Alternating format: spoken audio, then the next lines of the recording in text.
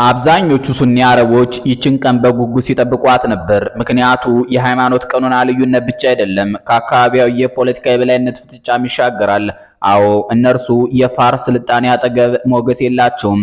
ፐርሺያ ጥበብ ላይ ስትጠበብ እነርሱ ከግመል እረኝነት አልተላቀቁም። ኢራን አሳቢና አሰላሳዮችን አብዝታ የታደለች ረቂቅ አገር ነበረች። በዚህ ጎረቤቶቿ ሁሉ ይቀኑባታል፣ ውድቀቷን ሲመኙላት ኖረዋል። እሷ ላይ ሴራ ተብትቦ ለመጣል ወደ ነጩ ቤተ መንግስት ተመላልሰዋል። ከወራት በፊት ኳታር ለነጩ ቤተ መንግስት አለቃ የአውሮፕላን ስጦታ ስትሰጥ፣ የኡማው ጠባቂ ሳውዲ በአሜሪካ $1 ትሪሊዮን ኢንቨስት ስታደርግ፣ ኤሚራትም በመቶ ቢሊዮኖች አሜሪካ ላይ ኢንቨስትመንት ስታስፋፋ፣ ለማኛ ጆርዳን እንኳ ቴህራን ወደኛ ታፈጣለች እያለች ወሬ ስታመላልስ ከርማለች። በእርግጥ የራሷ አብዮታዊ አያቶላሃዊ ስርዓት ማርጅቶ ብሶ ነበር። ውስጣዊ የደህንነት መዋቅሩም ተጠልፎ የእስራኤል መሳቂያና መሳለቂያ ከመሆን አልፎ መጫወቻዋ ሆኖ ውድ ልጆቿን አሳጥቷታል። በዚህ ላይ አርጅቶ የበሰበሰ ስርዓት ስህተቱን አርሞ ራሱን እንደማደስ ላገሩ ሲል ብሶቱን ዋጥ አድርጎ ብዙ ነገር ችሎ የኖረ ህዝብ ላይ ተኮሰ። ባለፈው ወር የተፈጸመው የህዝብ ፍጅት የመጀመሪያው መጨረሻ ምልክት ነበር። እናም ዛሬ የማይሆነው አያቶላ አሊ ኻሜኒ ተገድሏል። ይህንን ሀቅ የኢራን መንግስታዊ መገናኛ ብዙሃን አረጋግጠውታል። የኢራን መንግስት አያቶላ አሊ ኻሜኒ መገደላቸውን አረጋግጦ 40 የሐዘን ቀናት አውጇል። ከኢራን ብሔራዊ ደህንነት ጠቅላይ ምክር ቤት ወጥቶ በአገሪቱ መገናኛ ብዙሃን በተነበበው መግለጫ አያቶላ ኻሜኒ የተገደሉት ቅዳሜ ጠዋት ጽፈት ቤታቸው ላይ በተፈጸመ ጥቃት ነው። እነሆ የጥንቱ የፋርስ ስልጣኔ ወራሽ ነኝ የምትለው ኢራን አዜቲክ የተባለ መንግስት በነበረበት ግዛት ላይ በቅላ የ20ኛውና 21ኛው ክፍለ ዘመን የሰው ልጆች ስልጣኔ መሪ ከሆነችው አሜሪካ ጋር እልህ አስጨራሽ ፍልሚያ ውስጥ ናት። እስራኤላውያን አብዝተው በሚያከብሯት ዕለተ ቅዳሜ በኢትዮጵያ ዘመን ቀመር የካቲት 1 ቀን 2018 ዓ.ም ሲተኮስ የዋለ ከኒኩሌር ዝቅ ያለ ሁሉ መሳሪያ የኢራን መጥፊያ እንዳይሆን የሰጉ በርክተዋል። ለአሁኑ ቢያንስ እድሜያቸውን ለኢራን ክብር የለገሷትን አያቶላ አሊ ኻሜኒን አታለች። የምድራችን ታላላቅ መገናኛ ብዙሃን ካሜራዎች፣ ዘጋቢዎች፣ የሳተላይት መረጃ ጎርጓሪዎች፣ የስለላው መስሪያ ቤት ሰዎች፣ ከኒኩሌር በታች ያሉ ተተኳሾች፣ የዲፕሎማሲና የግራጫ ጦርነት አማራጮች ሁሉ እኒህ ሰው ላይ አተኩረዋል። የፋርስን ቀደምት ስርወ መንግስት ገልብጦ እስላማዊ አብዮት ፋፋመው ያሁኑ የኢራን መንግስት ውስጥ የበላይ መሪ ተደርገው የሚገለጹት አሊ ኻሜኒ ማናቸው የሚለው ጥያቄ ግን ዛሬም ሁነኛ መልስ የሚፈልግ ነው። አያቶላ አሊ ኻሜኒ እንደ አውሮፓውያን አቆጣጠር በ1979 ከተካሄደው የኢራን አብዮት በኋላ ሁለተኛው የሀገሪቱ የበላይ መሪ ናቸው። ከሳቸው በፊት አያቶላ በሚለው ማዕረግ የሚጠሩ ሌላ የኢራን አብዮታዊ መሪ ነበሩ። የመጀመሪያው የኢራን አያቶላ ሩሆላ ኻሜኒ ይባላሉ። ከዛሬው ጉዳያችን አሊ ኻሜኒ የሚለያቸው ስም ሩሆላህ የሚለው ነው። አያቶላ በሚሰይ ማዕረግ የሚጠሩ ብዙ ሰዎች አሉ። ቃሉ አረብኛ ነው። ትርጉምም በምድር ላይ ያለ የአምላክ ምልክት ማለት ነው። የሺያ እስልምና መምህራን ጥቅል መጠሪያ ሆኖ ያገለግላል። በሱኒ እስልምና የአያቶላ አቻ ኢማሙ ናቸው። በክርስትና ፓትሪያርክ እንደሚባለው ማለት ነው። ኢራንን ከተቀሩት የዓለም ሙስሊሞች የሚለያት የሺያ እስልምና እምነት ተከታይ መሆኗና የፋርስ ስልጣኔ መሰረትነቷ ነው። ፋርሶች ለወትሮ ዞሮአስትሪያኒዝም የተሰኘ እምነት ነበራቸው። የዚያ እምነት መሪ ዞሮአስትር ይባላል። እስልምና ከመካ ተነስቶ ወደ አርያኖች ሀገር ሲደርስ ሰለሙ።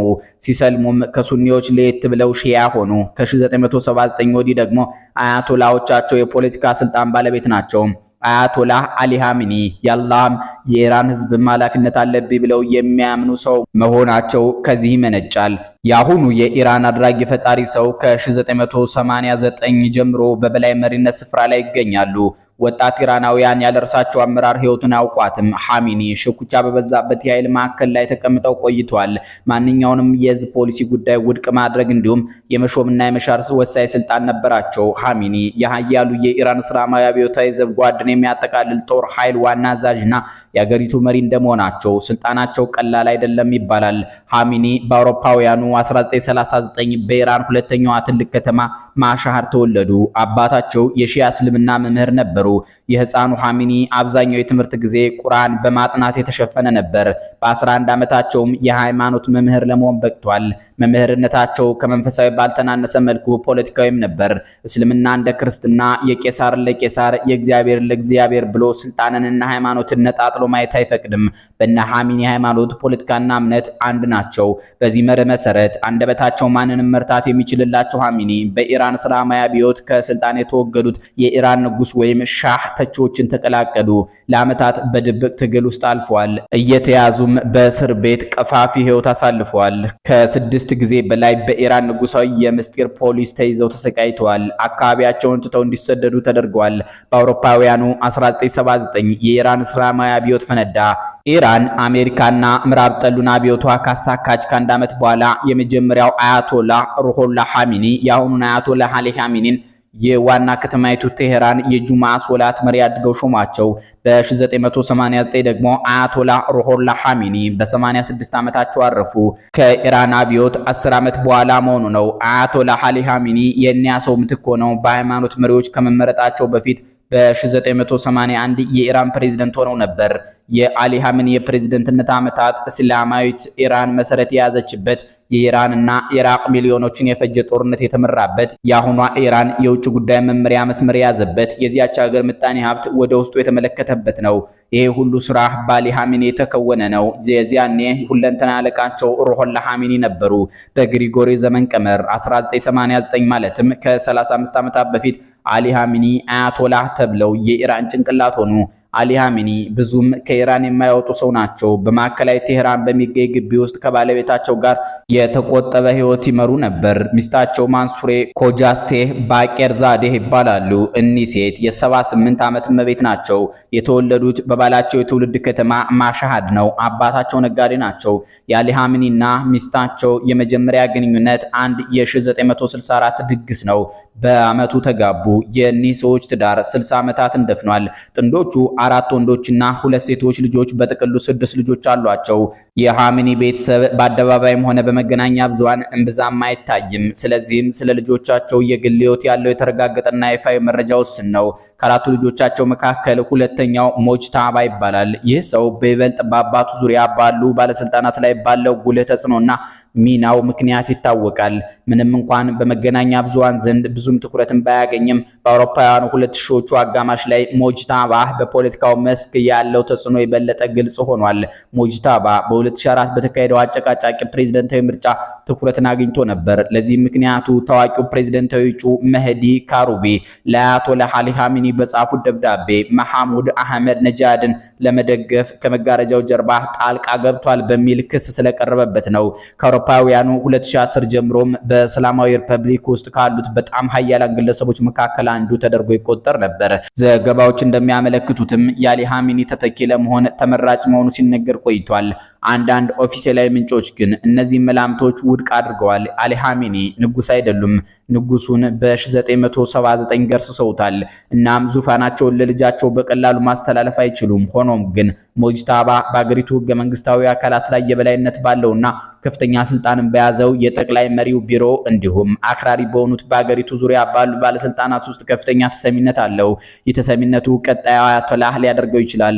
ኒውዮርክ ታይምስ የኢራንን ባለስልጣናት ጠቅሶ እንደዘገበው ሐሚኒ እሳቸው ሲሞቱ በእጩነት ለመሾም 3 ከፍተኛ የሃይማኖት አባቶችን አቅርበዋል።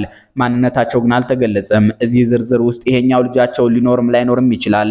ወደ ሰውየው ሰዋዊ ጠባይ ስንመለስ አሊ ሐሚኒን አትክልት መንከባከብና ስነ ግጥም እንደሚያስደስታቸው ይነገራል። ኢራን የዝነኛው ባለቅኔ ኦመር ሀያም ሀገር ናት። እናም አያቶላህ አሊ ሐሚኒ ግጥም ቢወዱ የሚጠበቅ ነው። ከዚህ ይልቅ በኢራን ለሃይማኖት ሰው ባልተለመደ መልኩ በለጋ እድሜያቸው ሲጋራ ያጨሱ ነበር አሉ። በ1980ዎቹ በተደረገባቸው የግድያ ሙከራ ከተመቱ ወዲህ የቀኝ እጃቸውን መጠቀም አይችሉም። ሰውየው እንደ ዳግማዊ አፄ ቴዎድሮስ የሚተኮስ ነገር ይወዳሉ። ባሳለፍነው ግንቦት ወር እንዲህ አሉ። ቴህራን ኒኩሊየር ለማበልጸግ የማንንም ፈቃድ አትጠብቅም። የአሜሪካ መንግስት ተደጋጋሚ መግለጫ ስሜት የማይሰጥ ነው። እነሱ ኢራን መቼውንም ዩራኒየም እንድታበለጽግ አንፈቅድም ይሉናል። በራሳችን መንገድ እንጓዛለን። ማንም አያደናቅፈንም። ኢራን ውስጥ የአሜሪካውያን ፖለቲከኞች ፍቃድ የሚጠባበቅ አንድም ሰው የለም። እስላማዊት ኢራን ሪፐብሊክ የራሷ ፖሊሲና አቅጣጫ አላት። በዚህም ትገዛለች። የአያቶላህ አሊ ሐሚኒ ስልጣን ከዚህ በዳር የማይባል በአበሻ ምሳሌ ንጉሥ አይከሰስ ሰማይ ይታረስን የሚያስተርት ነው። የኢራን ትልቁ ስልጣን በሳቸው እጅ ይገኛል። የሃይማኖት ስልጣንም አላቸው። የሺያ እስልምና አባት ናቸው። በአገሪቱ ውስጥ ያሉ ቁልፍ ተቋማት በሳቸው ቁጥጥር ይደረግባቸዋል። ዋና የሚባሉ ውሳኔዎች አያቶላህ አሊ ሐሚኒ ሳይመለከቷቸው አያልፉም። ለምሳሌ አሜሪካ ኢራን ላይ ከተኮሰች በኋላ የኢራን ፓርላማ የዓለማችን 20% የሚሆነው ድፍድፍ ነዳጅ የሚተላለፍበትን የባህር ሰርጥ ለመዝጋት የቀረበውን ውሳኔ ሐሳብ አጽድቋል። የፓርላማ ውሳኔ ተፈጻሚ የሚሆነው ግን አያቶላህ አሊ ኻሜኒ በሚያሳልፉት የመጨረሻ ትዕዛዝ ብቻ ነው ተብሎ ባሳለፍነው ግንቦት እንዲዘገይ ተደርጓል። የፓርላማውን ውሳኔ መሻር ስልጣን አላቸው እንደማለት። እኒህን ቁልፍ ሰው የመረጧቸው ምናልባት የሚሾሯቸውም የተወሰኑ ልሂቃን ናቸው።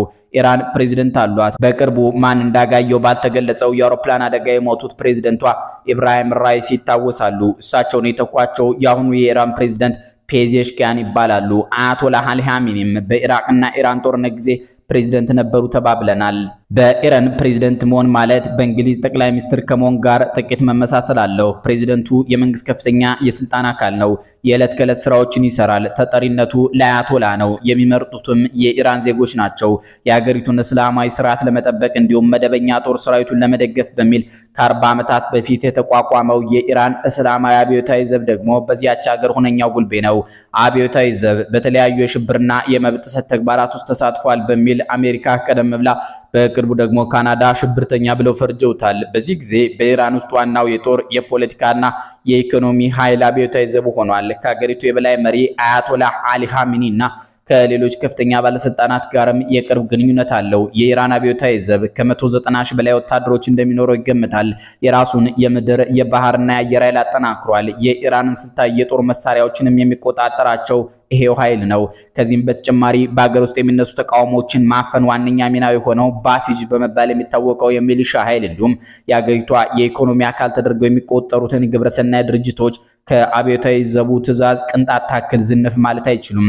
ይህ ብቻም ሳይሆን አብዮታዊ ዘቡ ከኢራን ውጭ በሚንቀሳቀሰው የጦር ክንፉ አማካኝነት በመካከለኛው ምስራቅ ለሚገኙ አጋር መንግስታትና ታጣቂ ቡድኖች ገንዘብ፣ የጦር መሳሪያ፣ ቴክኖሎጂ፣ ስልጠናዎችን እንዲሁም ምክሮችን በመስጠት ተጽዕኖ ያሳድራል። ይህ የአብዮታዊ ዘቡ ክንፍ ኩድስ ይባላል። አሜሪካ ኩድስ የተሰኘውን የኢራን ኃይል ሽብርተኛ ቡድኖችን በመደገፍ እንዲሁም በኢራቅና በመካከለኛው ምስራቅ በመቶዎች ለሚቆጠሩ አሜሪካውያንና የአጋር ሀገራት ጦር ሰራዊት አባላት ሞት ምክንያት የሆነ ጥቃት በመፈጸም ትከሰዋለች። በዚያም እንደ አውሮፓውያን አቆጣጠር ጥር 3 ቀን 2020 በባግዳድ በፈጸመች የድሮን ጥቃት የኩድስ ኃይል ዋና አዛዥ የነበሩትን ሜጀር ጀነራል ቃሲም ሶሌማን ይገድላለች። ያ ጊዜ የመጀመሪያው የኢራን ሱሪ የተፈታበት አጋጣሚ ነው። በቅርቡም እንዲሁ የአብዮታዊ ዘቡ አዛዥ በእስራኤል ጦር መገደላቸው ይታወሳል።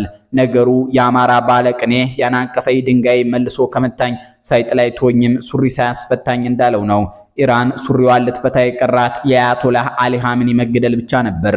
እኒህን የኢራን አይን የመጠበቅ ኃላፊነት ደግሞ የአብዮታዊ ዘቡ ሆኖ ቆይቷል። ሰሞነኛ መረጃዎች ግን የእሳቸው ሕይወትም አደጋ ውስጥ መሆኑን ሲገልጹ ሰንብተዋል። አብዮታዊ ዘቡ መደበኛ ጦሩ ካሉት 230 ሺህ ወታደሮች ያነሱ ወታደሮች አሉት። ግን ኢራን ከፈጸመቻቸው ወታደራዊ ኦፕሬሽኖች ጀርባ ሁሉ ያለው ዋነኛው ወታደራዊ ኃይል ተደርጎ ይታሰባል። የአብዮታዊ ዘቡ የባህር ኃይልም 20 በመቶ የሚሆነው የዓለም የነዳጅ አቅርቦት የሚያልፍበትንና የባህረ ሰላጤ ሀገራትን ከህንድ ውቅያኖስ ጋር የሚያገናኘውን የሆርሙዝ ባህሮች መጠን የመቆጣጠር ኃላፊነት አለው። የዓለም የነዳጅ ጉሮሮ ጠባቂ መሆኑ ነው። ከሰሞኑም ዘግቶታል። ኢራን ነዳጅ አላት፣ ገዢ ግን የላትም። ኢራን ለ100 ሚሊዮን የተጠጋ ህዝብ አላት፣ ነፃነት ግን የለውም። ኢራን በ3ኛው ክፍለ ዘመን ዓለም ላይ ስልጡን ከነበሩት 4 ሀገራት ማለትም አክሱም፣ ቻይና ብሎም ሮማ ውስጥ ተጠቃሽ ነበረች። ዛሬ ልትፈርስ ጫፍ ደርሳለች። ህዝቧ ግን ዛሬም ኩሩ ነው። ከአሜሪካና ምዕራባዊ ፊልሞች ራሱን ይጠብቃል። ቤቷን ዘግታ የኒውክሊየር ኃይል ተጠቅማ አሜሪካን ለማስፈራራት የምትጥር ሀገር ውስጥ በማያልቅ ተስፋ ተሞልቶ ይኖራል። ላለፉት 4 አስርት ዓመታት የኢራን ህዝብ አይንና ጆሮ አያቶላህ አሊ ኻሜኒ ነበሩ። ለሰማዩም ለመሬቱም ህይወቱ ተስፋው እሳቸው ነበሩ። በዚህ ሰሞን ግን ሞት እንደ ጥላ ሲከተላቸው ሰንብቶ ትናንት ቅዳሜ ጠዋት ቤታቸው ድረስ ተገኝቶ ወስዷቸዋል።